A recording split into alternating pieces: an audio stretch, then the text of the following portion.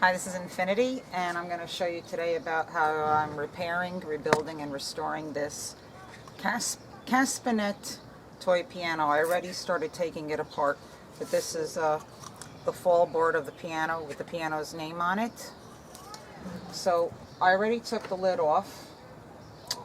The lid is a little hard to take off because there's 4 very fine nails in it, but I stuck a knife in between and I pried it off. Normally the lid would look like this. This would go like that. This would be in here, okay? When we're done restoring it though, I'm not going to nail it back shut. I'm going to hinge it in the back of the piano using these hinges, so you'll have access to get back into the piano if you need to do any more work to the piano. So I've already taken out some of the inside. So this is the harp of the piano, and I already took that off, and that lays in like this. And you know, the longer tines are always on the left side of the piano, and the shorter tines are always on the right side of the piano. And that gets reinstalled with this upper pin block, which I labeled. That's going to get screwed back down when we're done, of course. So the first thing I did after taking the top off was I washed the whole piano down with Murphy's oil soap, and then I used some lemon oil to get some of the color back. I took all the keys out of the piano, so here's one of the keys. I took them all out, and I washed all the keys.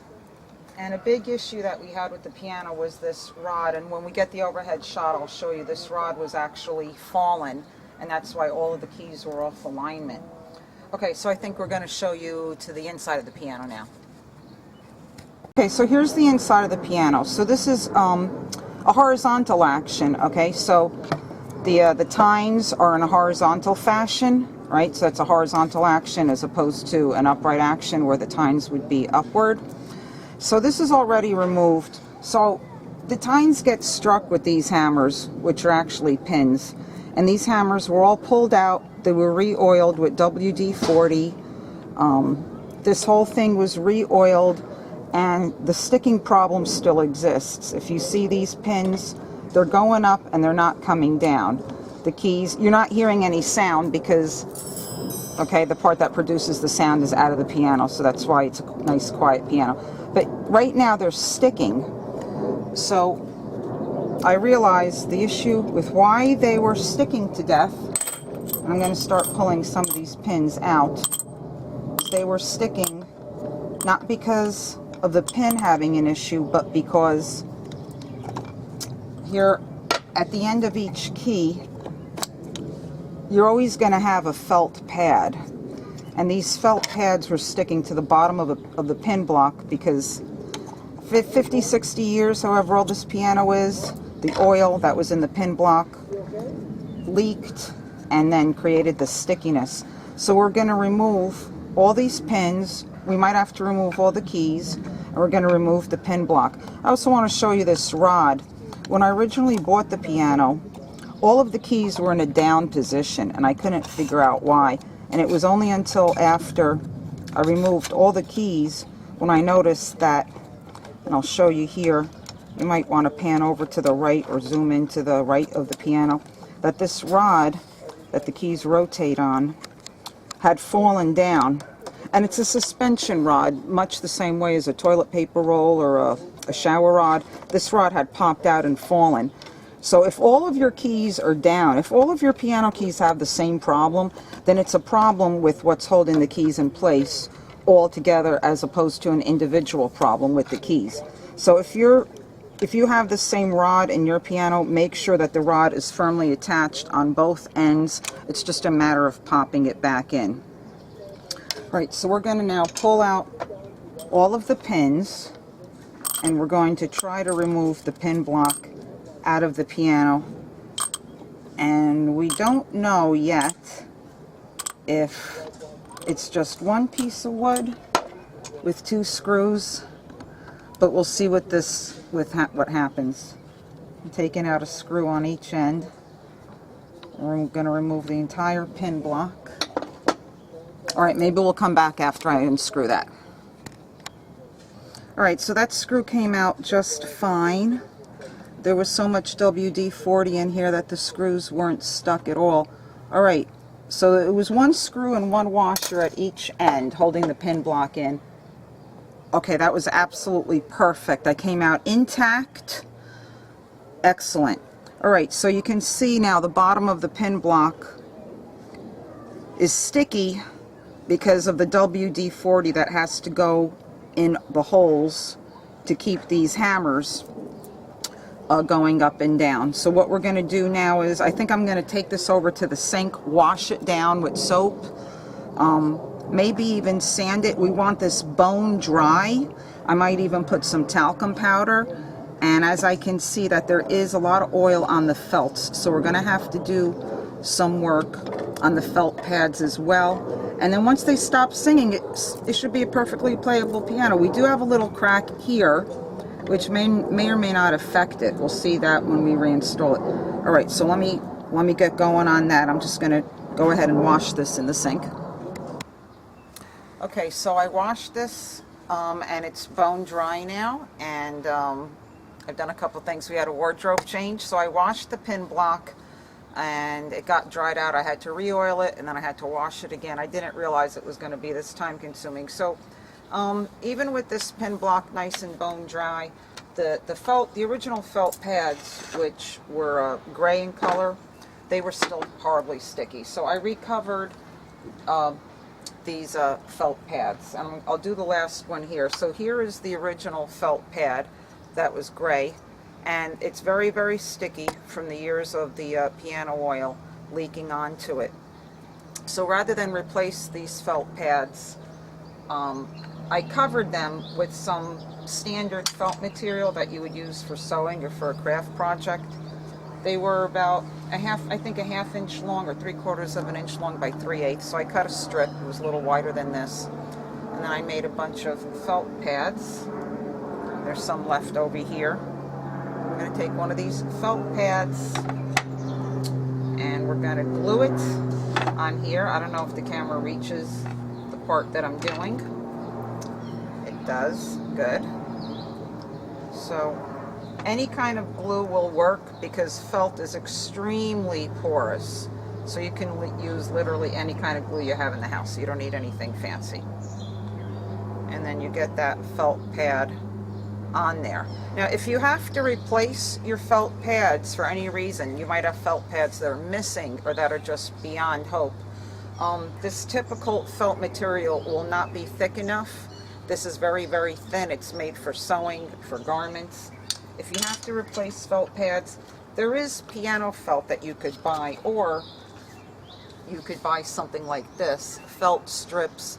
These are made for, I guess, protecting your floor from your furniture, and these are a much thicker gauge.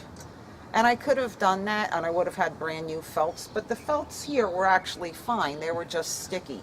So I covered them, and also because there was enough clearance. If there's not enough clearance between the felt pads going up with the hammers to where it reaches the tines, then that's not going to work. For this particular piano, there was a ton of clearance.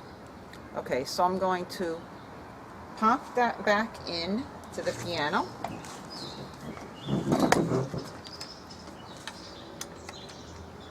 And this will be the last key.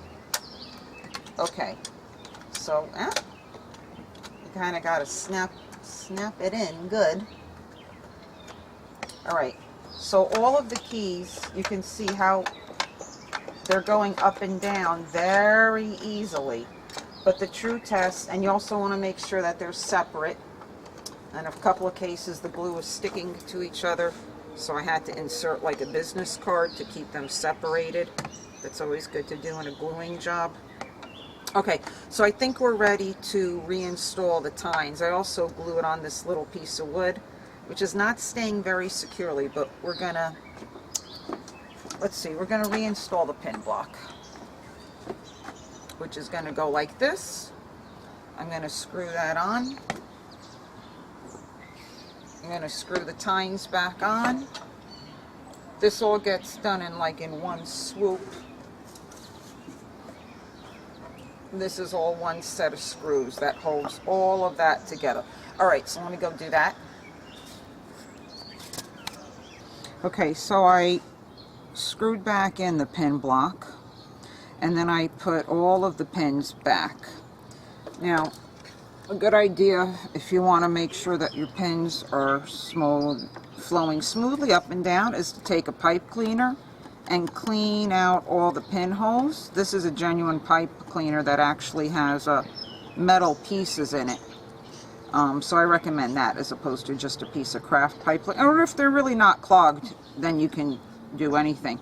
But I use this. So all the pins are in there, and thankfully, so you don't hear any sound yet, let's just test it. So all of the pins dropped back down, which is what you want. You don't want to have a pin remaining in the up. Are you able to see this on camera? If you have a pin remaining in the up position, it means that the key is going to remain in the down position. So this is called action regulation when you're working on a genuine piano, which I have done. I'm so glad that this project was only 24 keys instead of 88 keys. It was a much lighter work. So now I have the harp, or the tines, right? These are called the tines. We use metal tines instead of piano strings in toy pianos. And I'm gonna screw the tines back on. I already attached the little top piece of masonite. Let's see if I can get this in one shot.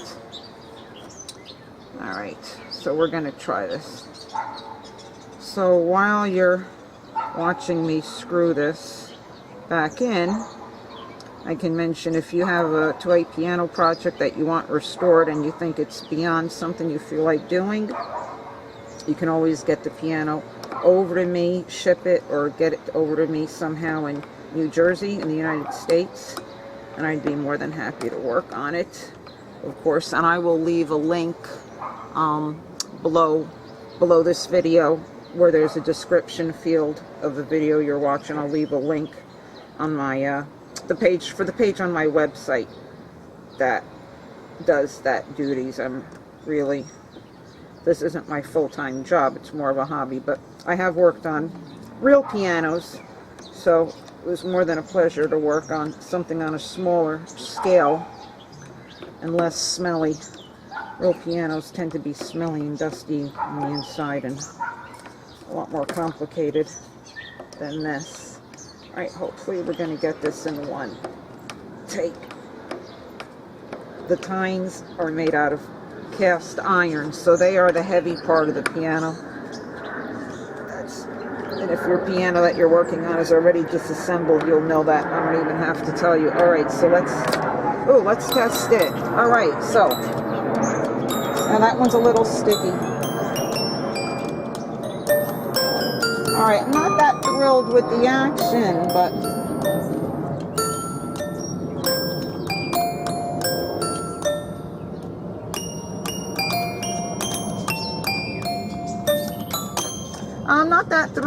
action, but you know, it is what it is. The keys are going up and down.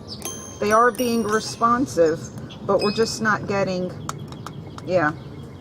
We do have some sticking on that. Alright, so the action, so they have to be struck extremely hard to be played. You can't play it like a normal piano. You have to have more of a hammering effect on these keys. If you pound it hard, you do get the sound. So if you're rebuilding the piano for a child to play, they'll probably be more than happy to play with a more hammering type action.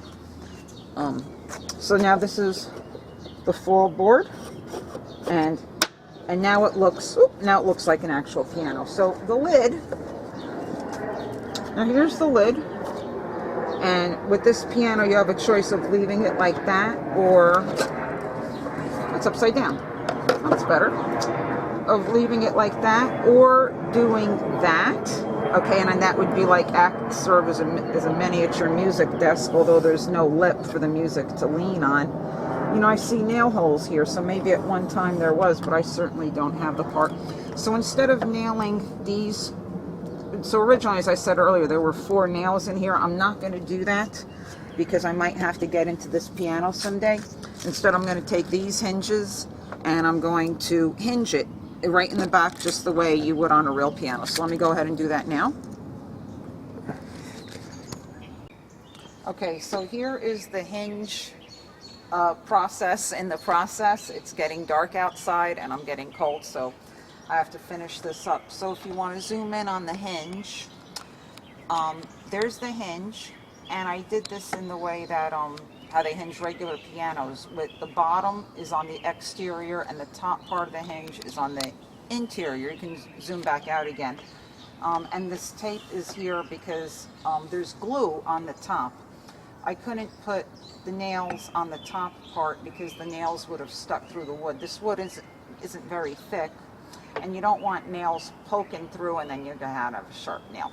So these nails went through. They did poke through a little bit, which is fine because they're on the interior of the piano anyway, but you don't want any nails poking through. So that is glued, and I used, I'll show you my glue. I tried using household goop, but E6000, or this, the household goop, the E6000 is this seems to glue everything. Or if you have wood glue, that might work. But I suggest if you have to glue your hinges for any reason, get the best glue that you have in the house. And then this is gonna dry overnight, and then the tape can be removed. This is that tape that is supposed to allegedly not leave a residue. I might even put a weight down here just to make sure that that glues properly. So I'll unwrap this in the morning, so stay tuned for some pictures of the finished product. Finished product.